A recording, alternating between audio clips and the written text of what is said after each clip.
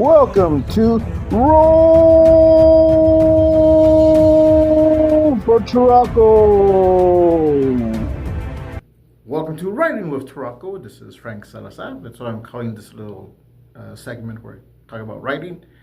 So I just submitted, and by just I mean just a few days ago, I finished writing the Halloween story for the Halloween writing contest held by my library. I have the original story here. I already submitted it. Any grammatical errors that I could change, it's already done, submitted, not worrying about it. I'll find out most likely November 1st who won. I might get a call if I won. Hopefully, hopefully I win, whether it's first place, second, or third.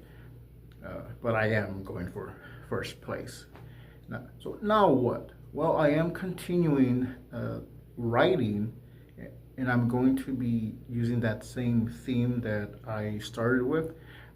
My goal is to have a little bit more stories within that theme, which what I was going with was legends, and I set it in my area. So I'm going to be borrowing some local legends and some universal stories, and I just add my own twist. And I'll go into that later on. I'm still working on it. I already started a few things, but what about that particular story? Well, that version is done, but later on I might edit and add on to it. But what I'm doing right now, because it is Halloween and I do like being dramatic, is I have the original story here, and I printed out what was submitted the way they asked for. I also printed out a copy where I changed the font and I changed the size, so it actually comes out to 8 pages. And here it is. So it has a handwriting font because I want this to look like an old, aged, weathered journal that has been found. So this is the process of me doing that, and at the end I'll show you the finished product. I have the original story written here in my notebook. I did write 3 pages, and once I formatted, transcribed it the way that the library asked for, it came out to 4 pages, which is what I originally wanted. But I also did a version where I changed the font style and the font size, and that gave me 8 pages. And these are the pages that I'm aging using some very watered down coffee and some tea mixed in. I'm making it look like these are very old pages. It's an old journal that has been discovered. That's the look that I'm going for. I did have 3 baking pans, so I was able to do 3 sheets at a time. I did print out 2 sets of copies of this version, the handwritten version, and I did make 2 different sets. So it is 2 journals that I'm making. It's the same story, but this version right here that I'm showing came out extra crispy. I call this the Scorned edition. I do like how it came out. It looks extra aged. Like this particular version has been through a lot. Has it been through a fire? I don't know. Now, after I finish my pages, and this is the one that I did first, so these are a little lighter, I made a cover using cardboard and some sheets of paper, and I glued everything together, and I stapled the pages in there by the spine, and the extra sheet that I put on the spine covers up some of the staples. And for this version, I'm using foam board for the cover, for the actual cover, what you'll be seeing at the end of this video. So these are sheets of foam board that I cut from a larger sheet.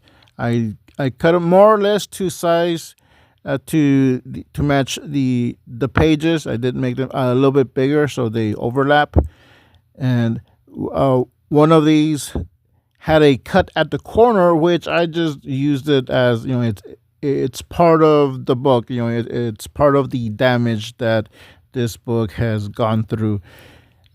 So I'm going to be painting this. I'll be using a little bit of green, a little bit of brown and black, and I'm just gonna mix it and see how it turns out.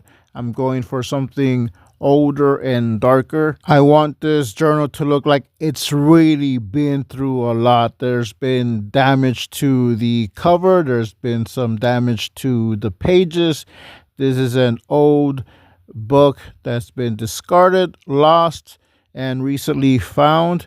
And I did go over the paint a little bit more. It came out too dark, but I used the sponge to absorb some of the extra paint. And with the green side, I went over it and made it look a little bit more greedy. Like I said, I am going for a very distressed look for this journal. I went over the spine of the cardboard cover and just matching the paint color to the book cover, and I'm going to be gluing it together with contact glue and some super glue adhesive. Now, what I learned, and you'll see this in a few minutes, is that that type of glue actually melts through foam board, just a little bit, just enough, and it wasn't sticking the way I wanted it, so I did use some binder clips on the edge to hold it together. And I don't show this, but I did place some weights on top of it to press it even more, and this is where you can see where the glue melted it in just certain sections of the cover, which actually gave it that extra weathered and distressed look that I was going for. So it did turn out to my benefit. I did give the cover another pass with some more paint, covering up some of the parts where it melted in, and I mixed it with some Mod Podge. I left it to dry in front of a box fan, and I think the end product speaks for itself. I like how it came out. It looks old. It looks like it's been through a lot. I like how the pages came out. I will be making a second version of this journal, but I will be doing that off camera.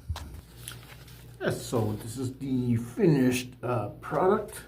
I do like how it came out. I had used some contact glue, and it caused these welts where it melted it.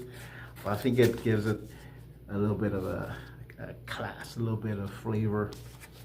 What am I going to do with this? Well, this is going to be the book that I'll be reading from on October 31st. I'll be reading my story. I'll be using this book. I am making another version, another copy, but I won't be using the foam board. I'll just use regular cardboard, something I can have as a prop. Because I might give one of these to the library that they can use as a prop, or I might just give one away. So now what? Well, like I said, with the contest that's submitted, this version of the book is finished, and I'll be reading that story on October 31st on all my channels, so stay tuned. What I'm doing now is I'm working on the other stories. So that's why I'm in this room, and I have my notebooks again, because I'm going to be working on that. So this will be for the writing challenge, and I won't be documenting this as much as I did this first story. But later on, I will update on what I plan to do as soon as all these stories that I'm writing on are finished. I'm thinking I might do at least 4 stories in total, 4 short stories, but we'll see. That might change, so we'll be doing a lot of editing after that.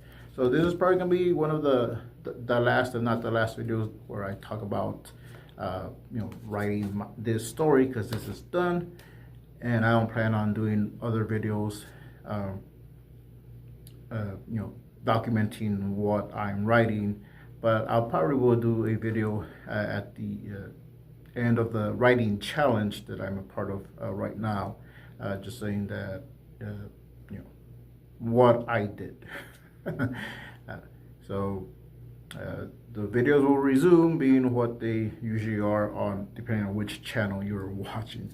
So this has been Frank Salazar, and we'll see you next time. In a world where dice determine your fate, and the only thing holding you back is your imagination, embark on a journey of adventure, perils, mayhem, and treasure.